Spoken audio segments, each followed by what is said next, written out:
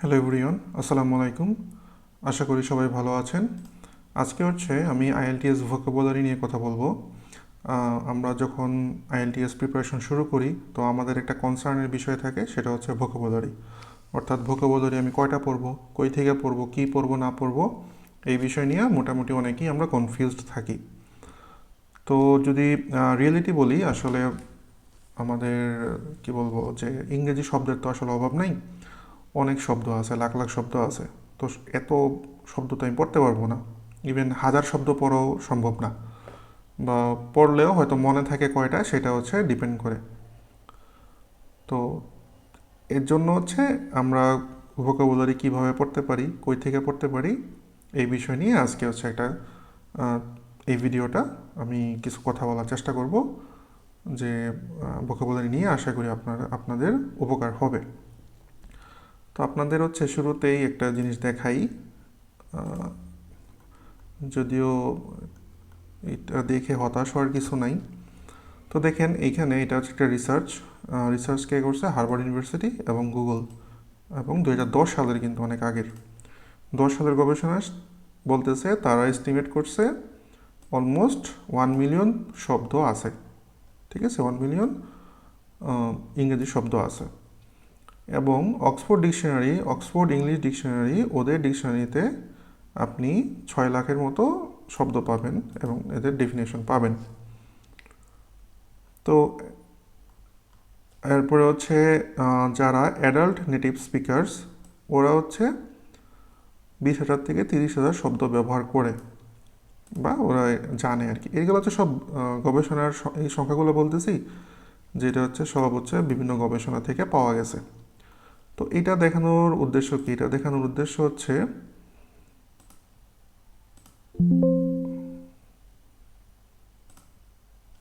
ওকে, তো এটা দেখানোর উদ্দেশ্য হইল যে আমাদের শব্দের অভাব নেই। কতগুলো আমি শব্দ শিখবো, এটারও শেষ নেই। ঠিক আছে, কিন্তু আমরা যেহেতু একটা পরীক্ষা দেবো, আইএলটিএস একটা পরীক্ষা, এবং অবশ্যই এটার একটা বাউন্ডারি আছে। তো এখানে আসলে এত শব্দ, এত ভোকাবুলারির প্রয়োজন নাই।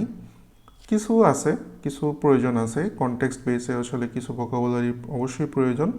কিন্তু ধরেন কোনো প্ল্যান ছাড়া আপনি জাস্ট লিস্ট একটা নিয়ে মুখস্থ করেই গেলেন, সেটা আমার কাছে মনে হয় সময় নষ্ট, এবং অন্তত আইএলটিএস এর ক্ষেত্রে খুব একটা কাজে দিবে না। তো এই জায়গাটায় যেহেতু আইএলটিএস আমরা অনেক সময় নিয়ে, যেমন বছর 2 বছর 3 বছর সময় নিয়ে প্রিপারেশন নিয়ে পরীক্ষা দিই না, তার মানে এখানে আমাদের শর্ট সময়ে খুব প্ল্যান করে স্ট্র্যাটেজিক্যালি কিছু জিনিস মাথায় রাখতে হবে। ওকে, এখন যদি আমরা দেখি আমাদের কিছু ভুল ধারণা যদি বলি, সেটা ভোকাবুলারি নিয়ে। যে আমাদের একটা ধারণা থাকে ভোকাবুলারি আমরা শুধু শব্দ মুখস্থ করব। আসলে শুধু শব্দ মুখস্থ করলে কি, মানে আমরা হয়তো, যাদের একটু মেমোরাইজিং পাওয়ার বেশি, ওরা হয়তো অনেকগুলো ওয়ার্ড মনে রাখতে পারে। যাদের একটু মেমোরাইজিং পাওয়ার কম, মানে আমার মতো, তারা এত শব্দ মনে রাখতে পারি না। তো এটা আমাদের জন্য হিতে বিপরীত হয়ে যায়। ঠিক আছে, দেখা গেল আপনি স্পিকিং করতেছেন, লিখতেছেন, বা রাইটিংয়ের সময় আপনি যে মুখস্থ করছেন এগুলো খুঁজতে হইতেছে আমার ব্রেইনে, যে আসলে কোন ওয়ার্ডটা এখানে পড়ছিলাম, এটা আমার খুঁজে বাইর করে লিখতে হচ্ছে। তো এটা মানে থাকে না মাথায় আসলে অ্যাকচুয়ালি। দেন আরেকটা ব্যাপার আমরা অনেকেই মনে করি যে হাই ফ্রিকোয়েন্সি শব্দ যদি ব্যবহার করি, তাহলে হয়তো রাইটিং এবং স্পিকিং আমার অনেক মার্ক দিবে। ঠিক আছে, আপনার ভোকাবুলারি রেঞ্জের উপর একটা মার্ক ক্যারি করে, কিন্তু তার মানে এই না যে আপনি একদম জিআরই লেভেলে হাই ফ্রিকোয়েন্সি ওয়ার্ড ব্যবহার করতে হবে। তবে হ্যাঁ, যারা কি বলবো, নিজেকে ওই জায়গায় নিয়ে গেছে, বা কঠিন হাই ফ্রিকোয়েন্সি ভোকাবুলারি যাদের আয়ত্তে আছে, এবং ওনারা গ্রামাটিক্যালি কারেক্টভাবে এবং কনটেক্সট মানে মিল রেখে লিখতে পারে, তাহলে তো ভালো, এটা নিয়ে কোনো কথা নেই। বাট যে আমি একটা হাই ফ্রিকোয়েন্সি 4-5টা ওয়ার্ড মুখস্থ করলাম, মুখস্থ করে নিয়ে উইদাউট এনি কনটেক্সট, গ্রামারটা আমার কোনো খেয়াল না করে আমি দুবদাব বসায় দিলাম, এটা হলে বিপদ, এটা হলে বিপদ। তবে আমার কাছে মনে হয়, আমি যেটা ফিল করি, যে আমরা রেগুলার যে শব্দগুলো ব্যবহার করে থাকি, বা সাধারণত আমরা যে রেগুলার শব্দগুলো সচরাচর শুনে থাকি, ওইগুলোই যদি আমরা ভালো করে ব্যবহার করতে পারি সঠিকভাবে, তাহলেও আমরা হচ্ছে ভালো একটা স্কোর তুলতে পারবো। যেমন এখানে যদি একটা এক্সাম্পল আমি লিখি, একটা সেন্টেন্স আমি যদি লেখার চেষ্টা করি, যেমন in recent years online education has burgeoned, offering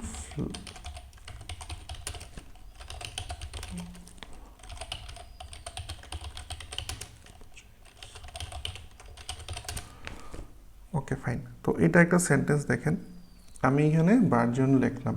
অনেকেই হয়তো আমরা এই শব্দের অর্থটা আমরা জানি না, না জানাটাই স্বাভাবিক। অনেকে হয়তো জানি, জানলে তো ভালো। এটা একটা হাই ফ্রিকোয়েন্সি ওয়ার্ড। তো আমরা চাইলে, যারা জানি তাদের ক্ষেত্রে না, যারা আসলে আমরা এই ধরনের হাই ফ্রিকোয়েন্সি ওয়ার্ড মনে রাখতে পারি না বা কনটেক্সট বুঝি না, তাদের জন্য আমরা হচ্ছে এই ধরনের শব্দ না ব্যবহার করে এই বার্জিয়নের বদলে আপনি এখানে ইনক্রিজড ব্যবহার করতে পারেন, দেন হচ্ছে এক্সপান্ডেড ব্যবহার করতে পারেন, তারপর হচ্ছে ফ্লোরিশড, হ্যাঁ বানান ঠিক আছে, ফ্লোরিশড ব্যবহার করতে পারেন। তো দেখেন, আমি যদি কোনো ওয়ার্ডের অ্যাকচুয়াল মিনিং না জানি, তাহলে হচ্ছে আমার এখানে ব্যবহার করার দরকার নেই। যদি আপনি জেনে থাকেন তাহলে তো মোস্ট ওয়েলকাম। এছাড়া হচ্ছে আমরা এই ধরনের সহজ, যেগুলো আমরা সবসময় শুনে থাকি এবং খুবই কমন আমাদের জন্য, আমরা এই ওয়ার্ডগুলো ব্যবহার করব।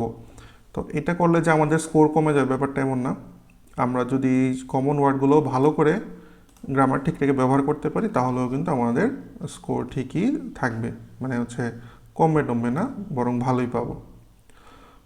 আচ্ছা, নেক্সট হচ্ছে ভোকাবুলারি আমরা কই থেকে পড়তে পারি বা কিভাবে পড়তে পারি, এই বিষয়টা নিয়ে যদি একটু বলি, সেটা হচ্ছে এটা হচ্ছে মূলত আইএলটিএস বেসড আর কি, অর্থাৎ আইএলটিএস এর জন্য আর কি। আপনি যদি ওভারঅল ইংরেজির ভোকাবুলারি নিয়ে কাজ করেন, সেখানে হয়তো এই ব্যাপারটা কাজে লাগবে, বাট এর বাইরেও আরও অনেক ব্যাপার স্যাপার আছে আর কি। যদি ওভারঅল আপনার ইংরেজির ভোকাবুলারি নিয়ে আপনি কাজ করতে চান, বা আপনার যদি এরকম কোনো ভিশন থাকে যে আমি ভোকাবুলারিতে খুব ভালো হব, তাহলে এই যে এখানে যে কথাবার্তা বলবো এর বাইরে আরও অনেক কিছু আছে, যে এটা শুধু আইএলটিএস এর উপর বেস করে করা।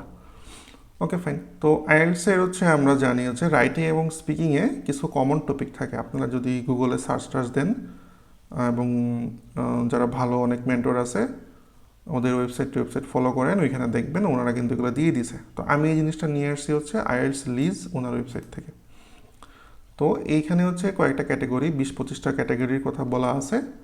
তো এই ক্যাটাগরিগুলো থেকেই মূলত হচ্ছে আমাদের রাইটিং স্পিকিংয়ে প্রশ্ন আসে, ঠিক আছে। তো আমরা কি করব, এই প্রত্যেকটা ক্যাটাগরি সম্পর্কে ভালো আইডিয়া নিব, এবং প্রত্যেকটা ক্যাটাগরি ধরে ধরে 7টা থেকে 8টা বা 10টা যদি সম্ভব হয়, আপনি ভোকাবুলারি এখানে এই ক্যাটাগরি ওয়াইজ শিখতে পারেন, শিখে নেবেন। এখন কীভাবে কি শিখবো না শিখবো, ওইটা হচ্ছে আমরা পরবর্তীতে দেখতেছি। এবং শুধু যে ভোকাবুলারি শিখবো, ধরেন আর্ট নিয়ে আপনি 10টা ভোকাবুলারি শিখলেন, কমিউনিকেশন পার্সোনালিটি নিয়ে 10টা ভোকাবুলারি শিখলেন, ঠিক আছে, এগুলো যে শিখলাম তা না। এই ভোকাবুলারিগুলো হচ্ছে আমি সেন্টেন্সে কীভাবে ব্যবহার করতে পারবো, এবং সেটা আইএলটিএস রাইটিং বেসড এবং আইএলটিএস স্পিকিংয়ে আমি কীভাবে যে আমি ভোকাবুলারিগুলো আমি ইউজ করতে পারি, সেটা সম্পর্কে আমাদের জানতে হবে। এবং আমরা যখন বাসায় প্র্যাকটিস করব, তো এই ওয়ার্ডগুলো দিয়েই বারবার প্র্যাকটিস করবো। আপনি ধরেন হচ্ছে হেলথ রিলেটেড কোনো একটা রাইটিং টাস্ক 2 লিখতেছেন, ঠিক আছে, তো সেইখানে আপনি চেষ্টা করবেন আপনি হেলথ রিলেটেড যে ওয়ার্ডগুলো শিখছেন, ওই ওয়ার্ডগুলো যেন ব্যবহার করতে পারেন, কনটেক্সট মিল রেখে আর কি, এবং গ্রামার মিল রেখে। তাহলে হবে কি, একটা প্র্যাকটিস হয়ে যাবে, এবং ফাইনালে যখন আমাদের যদি যে এই ক্যাটাগরিগুলো থেকে প্রশ্ন আসে, তখন আর আপনাকে মানে এত ভোকাবুলারি খুঁজতে হবে না মাথায়। যেহেতু মেইন এক্সামে অনেক চাপ থাকে, সময়ের একটা ব্যাপার থাকে, অনেক অনেক ব্যাপার থাকে, অনেক প্রেশার থাকে, তখন আসলে হুট করে মাথায় অনেক ভোকাবুলারি আসে না। আপনি হয়তো জানেন অনেক ভোকাবুলারি, অনেক শব্দ সম্পর্কে আপনার আইডিয়া আছে, বাট তখন দেখবেন মাথায় আর খেলতেছে না। সো বাসায় হচ্ছে আমরা ওইভাবে প্র্যাকটিস করে নেব, যে ওয়ার্ডগুলো আমি শিখবো ওই ওয়ার্ডগুলো দিয়েই আমি প্র্যাকটিস করার চেষ্টা করব। ওকে, এটা হচ্ছে একটা ব্যাপার। এবং একটা জিনিস বলে রাখি, যাদের আসলে হাতে সময় নাই, ধরেন আপনার 1 মাস আছে, 20 দিন আছে, তো ভোকাবুলারি নিয়ে প্যারা খাইতেছেন, ওরা চাইলে হচ্ছে এই জিনিসটা করতে পারেন যে প্রতিটা ক্যাটাগরি ধরে 7টা 8টা করে, দরকার হলে আরও কমায় নেন, 5টা 6টা করে অন্তত শিখে যান, যেন পরীক্ষা হলে যায়া মানে বেশি সময় ওয়েস্ট করতে না হয় ভোকাবুলারি খুঁজতে যায় যে আমি আসলে এখানে কোনটা বসাবো বা কী বসাবো, কোন ভোকাবুলারি এখানে মানে মাথায় খুঁজে পাইতেছেন, এটা যেন না হয় আর কি। তারপরে হচ্ছে আরেকভাবে আমরা ভোকাবুলারি আয়ত্তে আনতে পারি, সেটা হচ্ছে কনটেক্সট বেসড। আসলে এটা মূলত যখন আমরা রিডিং প্যাসেজ পড়ব, কারণ আমরা যখন রিডিং সলভ করতে যাই, আইএলটিএস আপনারা যদি 12 থেকে 20 পর্যন্ত সলভ করেন, আপনারা একটু হিসাব করে দেখেন যে কতগুলো আপনার প্যাসেজ পড়া লাগতেছে, অনেকগুলো প্যাসেজ পড়া লাগতেছে। তো প্রত্যেকটা প্যাসেজ যখন আমরা পড়ি, তখন যদি হচ্ছে একটু ভালো করে ধ্যান দেওয়া, যে ওয়ার্ডগুলো আমি বুঝতেছি না বা শব্দ আমি জানি না, তো হচ্ছে আমরা রিডিং প্যাসেজ যখন পড়বো, যে ওয়ার্ডগুলো আমি রিডিং প্যাসেজে পাবো, অনেক ওয়ার্ড পাবো আমি জানি না, এবং অনেক ওয়ার্ড হয়তো আমরা জানা থাকবে। তো আননোন ওয়ার্ডগুলো আমরা চাইলে, যারা হচ্ছে হার্ড কপি নিয়ে পড়াশোনা করেন, হার্ড কপি বই দিয়ে, তারা চাইলে বইয়ের পাশে ছোট্ট করে বাংলায় অথবা ইংরেজিতে লিখে রাখতে পারেন মিনিংটা, সাথে 1টা 2টা সিনোনিম দিয়ে। তবে আমার কাছে মনে হয়, বা আমি যেটা সবচেয়ে ভালো হয়, সেটা হচ্ছে আপনি যদি ইংলিশ টু ইংলিশ ভোকাবুলারি শিখেন, যে আপনি একটা ওয়ার্ড পাইলেন, বুঝতেছেন না, এটার বাংলা মিনিংটা না রেখে হয়তো বাংলা মিনিংটা আপনি পড়লেন, পরে দেখলেন এটার হচ্ছে ইংরেজি মিনিংটা আপনি হচ্ছে লিখে রাখলেন বা ওইটা পড়লেন, তাহলে হচ্ছে আমার মনে হয় ভোকাবুলারি আয়ত্তে আনাটা আরও ইজি হয়, মানে ইংরেজিতেও ইংরেজি যদি আমরা পড়ি। দেন হচ্ছে সেম লিসেনিংয়েও আমরা যখন অডিও শুনবো, কোনো একটা ওয়ার্ড যদি আননোন মনে হয়, বা আপনি যখন হচ্ছে অডিও স্ক্রিপ্ট দেখবেন, অডিও স্ক্রিপ্ট দেখে হচ্ছে আননোন কোনো ওয়ার্ড পাইলে, এবং প্রশ্ন, আমরা অনেক সময় প্রশ্ন, রিডিংয়ের ক্ষেত্রেও সেম, আমরা অনেক সময় প্রশ্নটাকে ইগনোর করে যাই, আমরা শুধু প্যাসেজে দেখি। ঠিক আছে, প্যাসেজের অনেক ওয়ার্ডের কিন্তু সিনোনিম আপনি প্রশ্নে পাওয়া যাবেন, এবং প্যাসেজের অনেক সেন্টেন্সের প্যারাফ্রেজ কিন্তু আমরা প্রশ্নে, বিভিন্ন ধরনের প্রশ্ন, আমাদের যে প্রশ্ন দেওয়া থাকে প্রশ্নে পাওয়া যাবো। আমরা যদি এই জায়গাটাও একটু ভালো করে খেয়াল করি, যে প্যাসেজ এবং প্রশ্ন যখন যখন একটু অ্যানালাইসিস করে পড়ব, তাহলে দেখেন তখনও কিন্তু আপনি একটা কি বলে ভোকাবুলারির মানে সিনোনিম পাওয়া যাচ্ছেন, প্যারাফ্রেজ পাওয়া যাবেন, তো আপনার জন্য আরও ইজি হবে আর কি। ঠিক আছে, তো আপনি তখন বুঝতে পারবেন যে এই ভোকাবুলারিটা বা এই ধরনের শব্দ কোয়েশনে কিভাবে আসে, বা কোয়েশনে কিভাবে সিনোনিম ব্যবহার করা হয়, বা প্রশ্নে কিভাবে হচ্ছে প্যারাফ্রেজ করে ব্যবহার করা হয়।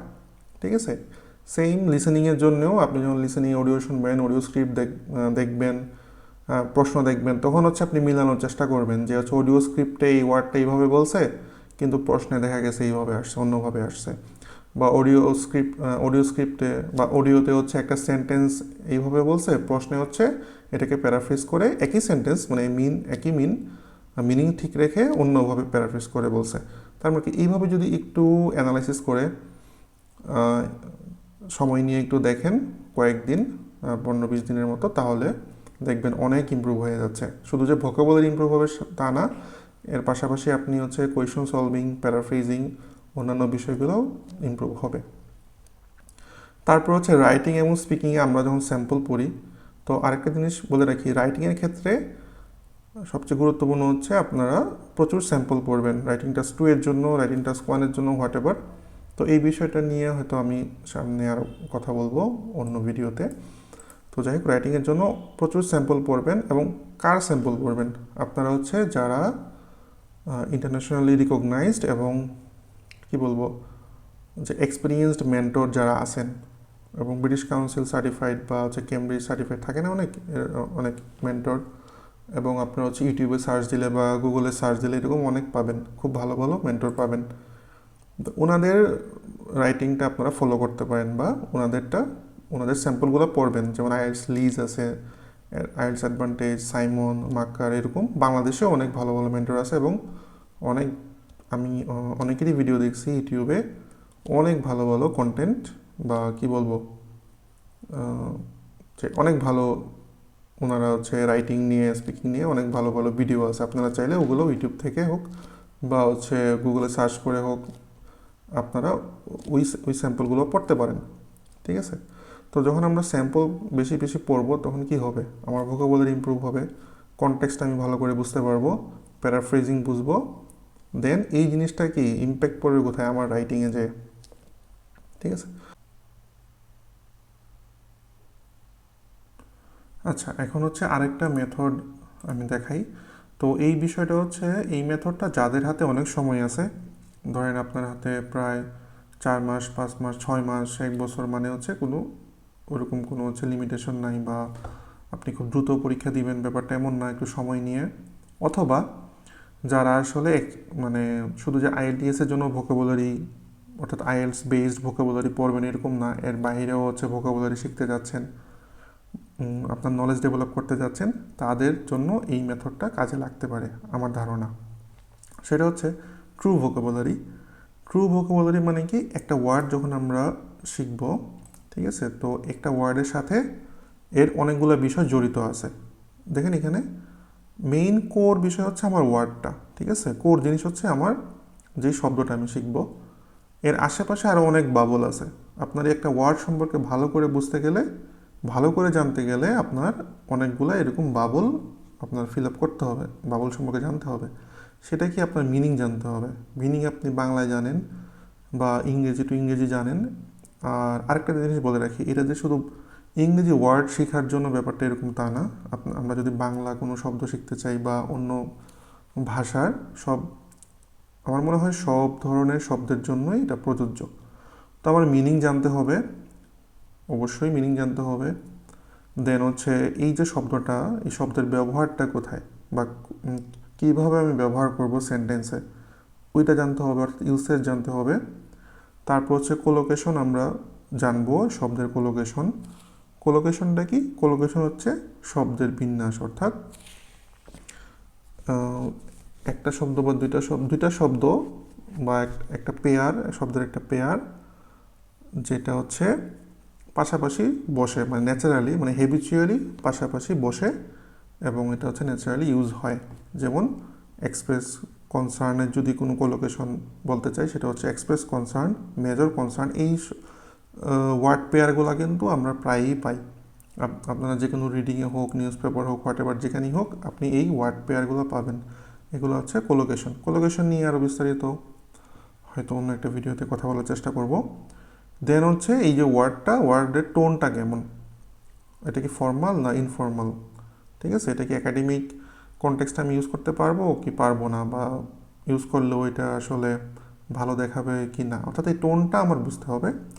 তারপর হচ্ছে গ্রামার ফর্ম, এই ওয়ার্ডটা আসলে গ্রামাটিক্যালি কী মিন করতেছে, ঠিক আছে, এটা কি নাউন, এটা ভার্ব না হোয়াট এভার। তো এখানে জাস্ট একটা দেওয়া উদাহরণ দেওয়া, আপনারা চাইলে আরও এরকম বাবল অ্যাড করতে পারেন, যেমন সিনোনিম, অ্যান্টোনিম হতে পারে, সিনোনিম হতে পারে, তারপর হচ্ছে ওয়ার্ড রুট হতে পারে, মানে এরকম অনেক আরও চাইলে আরও 2-4টা বাবল ইউজ এখানে আসলে অ্যাড করা যায়। তো মেইন বিষয়গুলো হচ্ছে এই বিষয়, একটা ওয়ার্ডের এই 4-5টা আইটেম যদি আমাদের জানা থাকে, তাহলে এই ওয়ার্ড আমি হচ্ছে খুব ইজিলি ভুল না করে কোনো একটা সেন্টেন্সে আমি ব্যবহার করতে পারবো। তো এইটা আসলে তো একদিনে ডেভেলপ সম্ভব না, বা হচ্ছে ধরেন আপনি 400-500 ওয়ার্ড পড়বেন, 400-500 ওয়ার্ডের এরকম ম্যাপ করা তো আসলে অল্প দিনে সম্ভব না। এটা ধীরে ধীরে আপনার হচ্ছে এই স্কিলটা ডেভেলপ হবে। এবং আচ্ছা, আপনি যখন রিডিং পড়বেন, রিডিং পড়ার সময় যখন এই ওয়ার্ডগুলো পাবেন, তখন আপনার জন্য আরও বুঝতে ইজি হবে, ঠিক আছে, তখন আপনি ইজিলি ধরতে পারবেন গ্রামার ফর্মটা, মিনিংটা, ইউসেজটা এখানে কীভাবে ইউজ হয়েছে, বা কোলোকেশন যখন পাবেন এটা ধরতে পারবেন। তো এই ব্যাপারটা আসলে একদিন 2 দিনে হবে না, এটা একটা চলমান প্রক্রিয়া এবং হচ্ছে একটা লেন্দি প্রক্রিয়া বলা যায়। তো যাদের হাতে অঢেল সময় আছে এবং মানে শুধু আইএলটিএস না, আপনি ওভারঅল আপনার ইংরেজির ভোকাবুলারি ডেভেলপ করতে চান, তারা চাইলে এই কি বলবো, এই মেথডটা ইউজ করতে পারেন, করে দেখতে পারেন। আমার ধারণা লাভবান হবেন। মানে আমার জন্য ব্যক্তিগতভাবে, আমি যখন এখনও ভোকাবুলারি পড়ি বা কোনো একটা ওয়ার্ড যখন দেখি যে এটা আমি জানি না, ঠিক আছে, তখন আমি এই মেথডটা অ্যাপ্লাই করার চেষ্টা করি।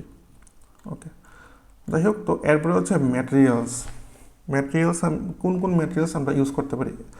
একটা জিনিস বলে রাখি, এখানে যা যা বলছি আমি ম্যাটেরিয়ালস, এটা হচ্ছে একান্তই আমার ব্যক্তিগত ধারণা থেকে বলছি, ঠিক আছে, বা আমার কাছে এই ম্যাটেরিয়ালসগুলোকে যথেষ্ট ভালো মনে হয়েছে, তার মানে এই না এগুলাতেই সীমাবদ্ধ থাকতে হবে। এর বাইরেও অনেক ভালো ভালো ম্যাটেরিয়ালস আছে, যার যেটা কনভিনিয়েন্ট, যেভাবে কনভিনিয়েন্ট ওইভাবে পড়বেন, ঠিক আছে। অনেকে হয়তো লিস্ট ধরে পড়তে ভালো লাগে, যেমন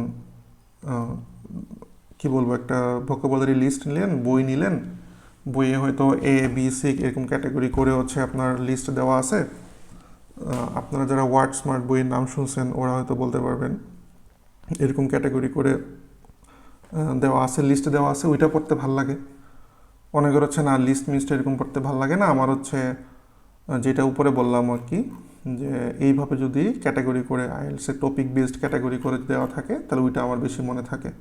অনেকে হচ্ছে সাফল করে পড়েন, যেমন এ থেকে 3টা, সি থেকে 2টা, মানে সি দিয়ে শুরু ওয়ার্ড 2টা, এ দিয়ে শুরু ওয়ার্ড এরকম 3-4টা, আবার জেড দিয়ে শুরু ওয়ার্ড 1-2টা, এরকম সাফল করে পড়তে পছন্দ করে। এখন এটা যার যার ইয়ের উপর ডিপেন্ড করে, যার যার প্রেফারেন্সের উপর ডিপেন্ড করে।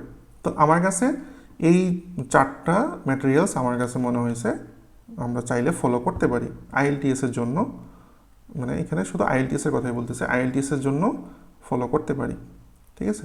তো ম্যাটেরিয়ালসগুলো আমি একটু দেখানোর চেষ্টা করি।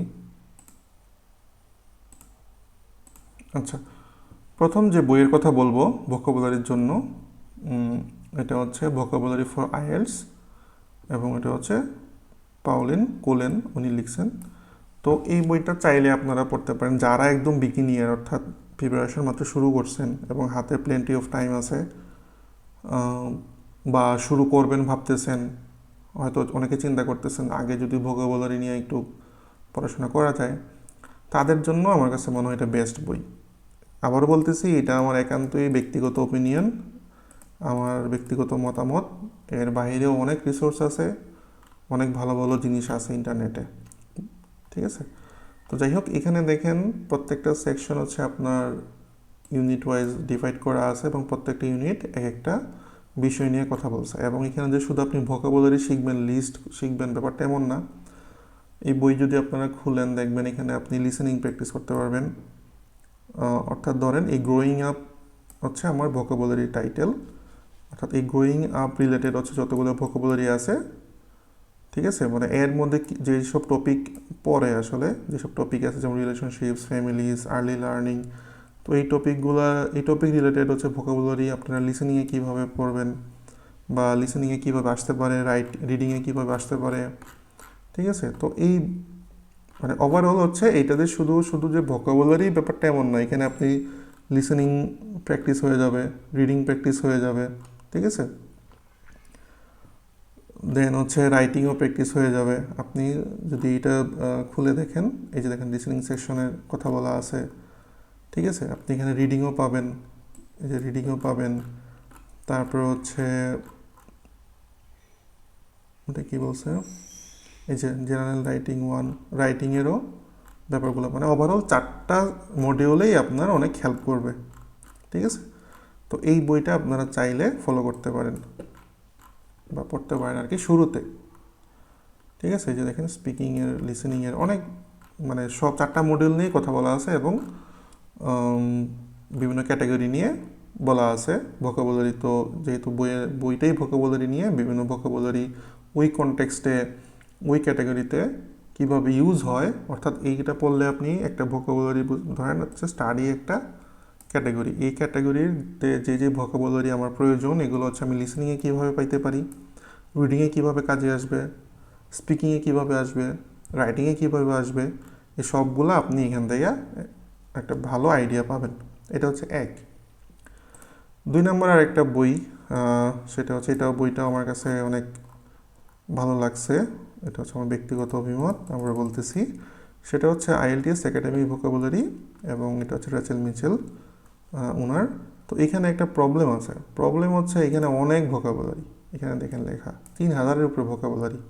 এবং 3000 ভোকাবুলারি তো পড়া আমার পক্ষে সম্ভব না, বা মনে রাখা, পড়লেও আপনি পড়লেন কিন্তু মনে রাখা তো অসম্ভব। তো এখানে সুবিধা কি? সুবিধা হচ্ছে দেখেন ক্যাটাগরি করে করে, প্রত্যেকটা ক্যাটাগরি করে করে আপনার ভোকাবুলারি দেওয়া আছে। তো এখানে আপনি চাইলে কীভাবে পড়তে পারেন, ধরেন আপনি যে এডুকেশন বা স্টুডেন্টস লাইফ, এখানে দেখেন অনেকগুলো ভোকাবুলারি আছে, 20-25টার মতো হবে। তো আপনার 20-25টা যদি পড়তে মনে না চায়, দরকার নেই, পড়ার দরকার নেই। এখান থেকে আপনি 7টা 8টা 10টা পড়েন,